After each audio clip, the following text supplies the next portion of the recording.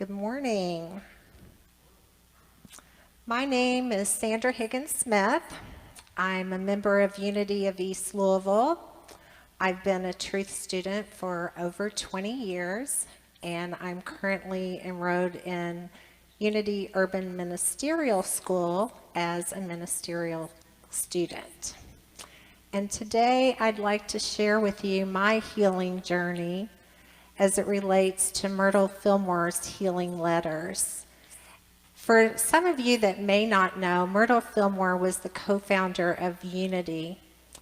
And she, fortunately for us, wrote her healing journey down in the form of letters to help us to understand how she was able to heal herself. On July 27, 2017, I was diagnosed with invasive ductal carcinoma, cancer of the left breast. And as most of you can imagine, when you hear the word cancer, it's devastating.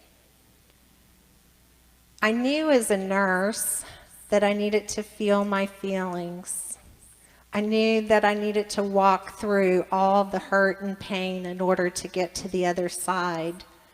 Intellectually, I knew Kubler-Ross's stages of grief and loss, anger, denial, bargaining, depression, acceptance.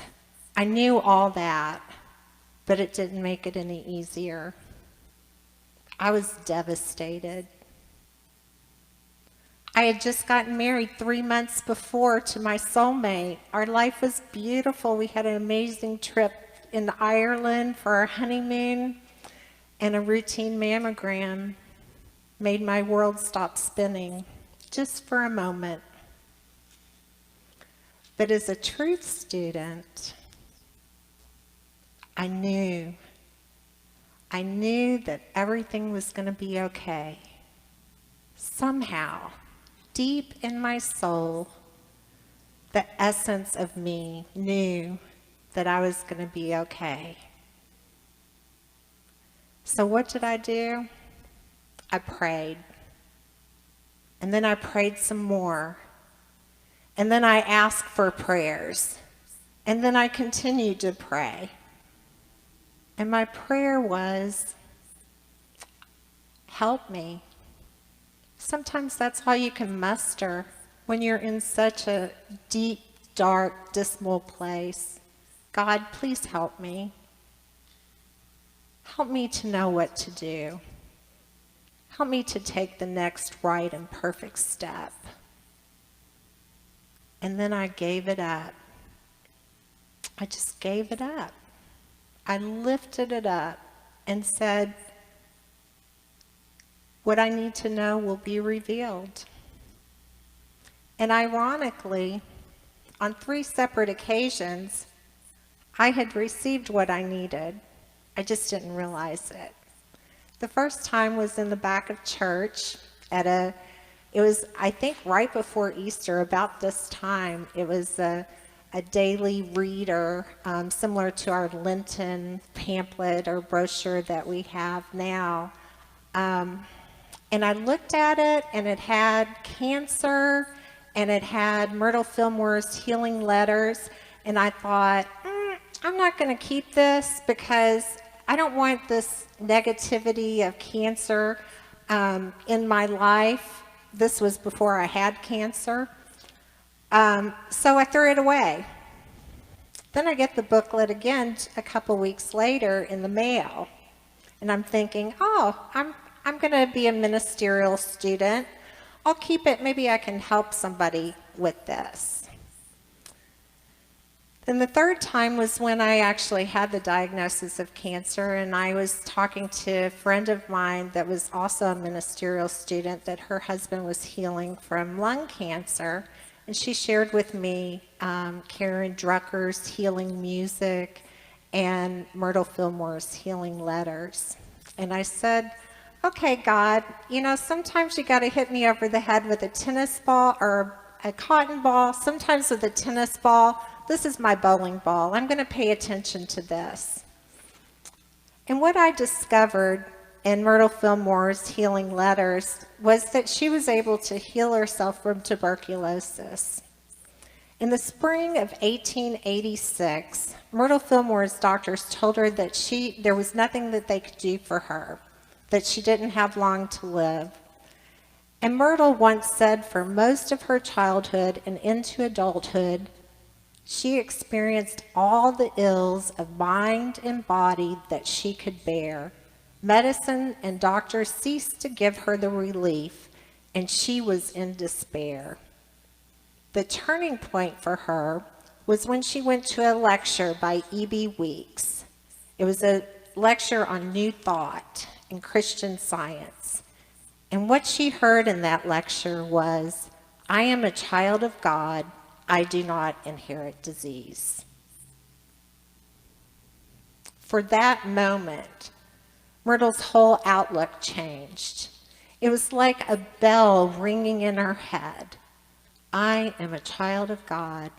I do not inherit disease.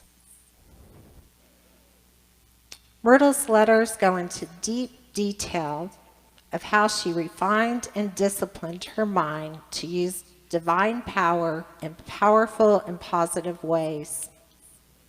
After reading Myrtle's letters, I had a new sense of empowerment. I use Myrtle's healing letters as a blueprint for my healing, and they can be divided into 5 easy steps. In step 1, Myrtle wrote, "You are a human being made in God's image. Your essence is divine." Myrtle suggested that we accept our God-given perfection. This is sometimes easier said than done, right? We can probably name a handful of things right now that's wrong with us. High blood pressure, gout, arthritis, you name it, depression, right? We can probably at least name 5 things that we think are wrong with us, or that we've been given a diagnosis of. Myrtle didn't mean that you don't get sick, or that the disease that you're experiencing isn't real. What she meant was the spiritual you, the essence of you, is perfect and whole and well. You might have a diagnosis right now. Like Myrtle, you might have been told your whole life that you're sickly. You may not have treated your body well in the past. The blessing is that you can let go of your old beliefs and start new today. One way Unity teaches is through denials and affirmations. The denial clears space. It helps you release and let go of things that no longer serve you. Can you think of a resentment or something that you've been angry about, or someone that you need to forgive that's keeping you from opening your heart to love?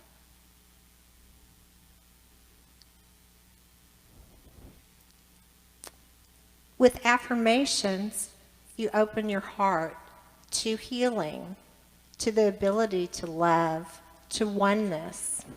For me, when I was healing, my denial was, cancer has no dominion over me. In order to release my fear and discipline my thoughts in alignment with Spirit, I use the affirmation, I draw my strength and power from an infinite source of love, knowing that every cell in my body is whole and perfect.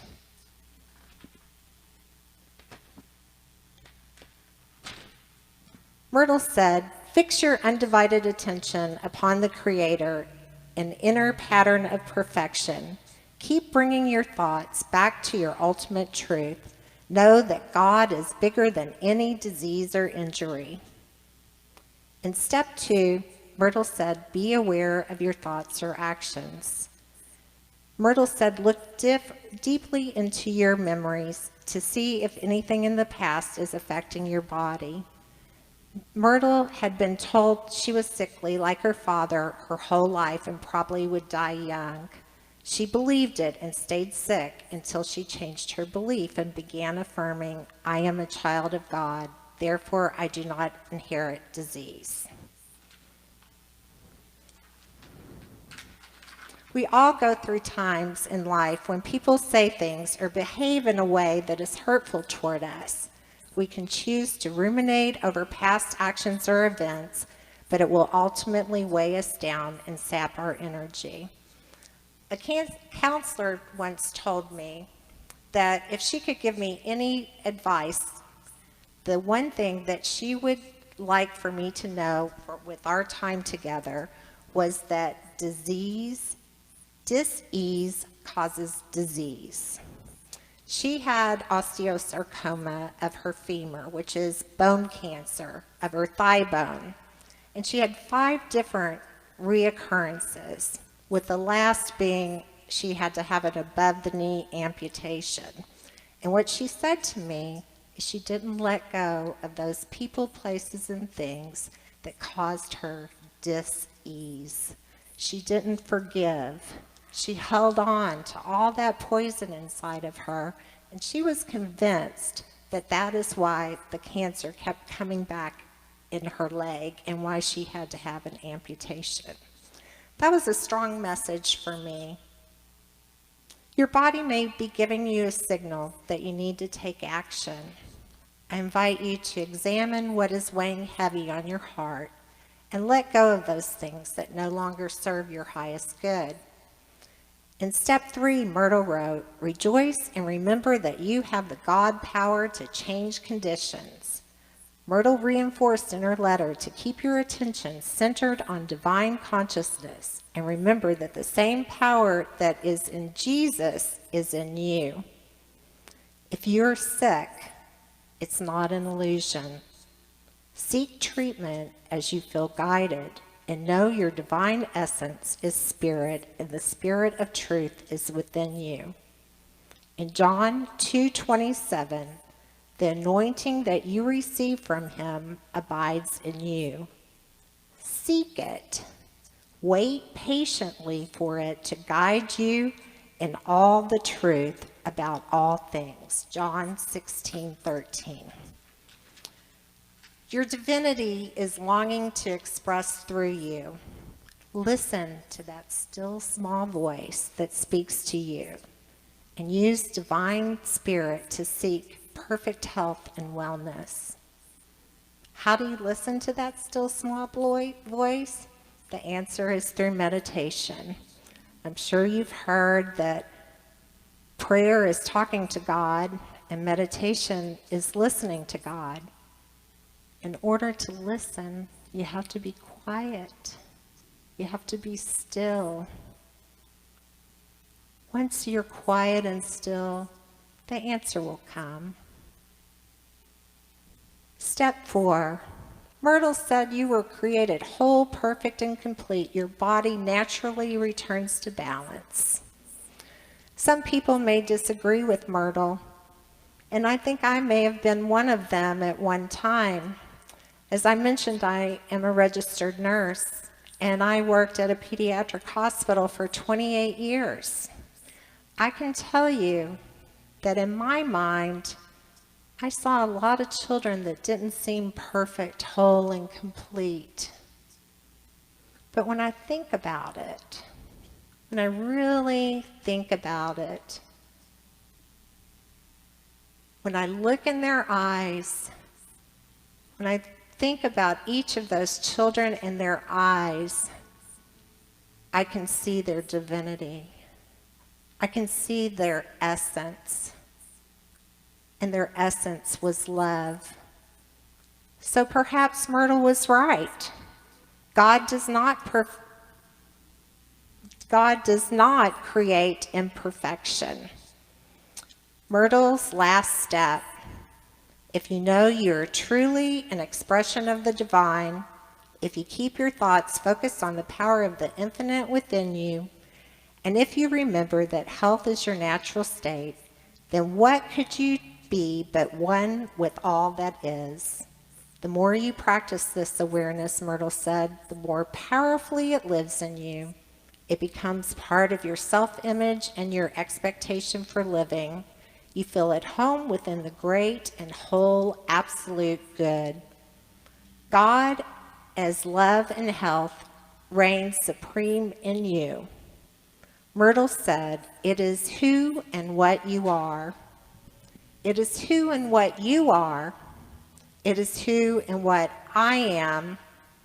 It is who and what Myrtle was." By practicing these 5 steps, Myrtle was able to cure herself of tuberculosis. On September 18, 2017, I had a lumpectomy and 3 sentinel lymph nodes removed. When I went for my follow-up appointment with the surgeon, he handed me the pathology report and said there was no cancer in any of the 4 specimens that we took. My husband, Patrick, said, "How could this be?" The doctor said, "Well, we think the cancer was so small that it was removed by the biopsy in July." Patrick and I just both looked at each other and smiled, and we said, "We know differently." I'm claiming this healing. I believe that by following the simple steps of Myrtle Fillmore's healing letters and the 5 unity principles, I was able to experience a healing.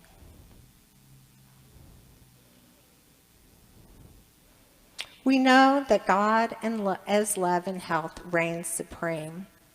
I believe, just like Myrtle, that not only we can cure ourselves from disease, we're able to heal our mind, body, and soul in the process and let go of dis-ease. I am grateful to be able to share my experience, strength, and hope with you.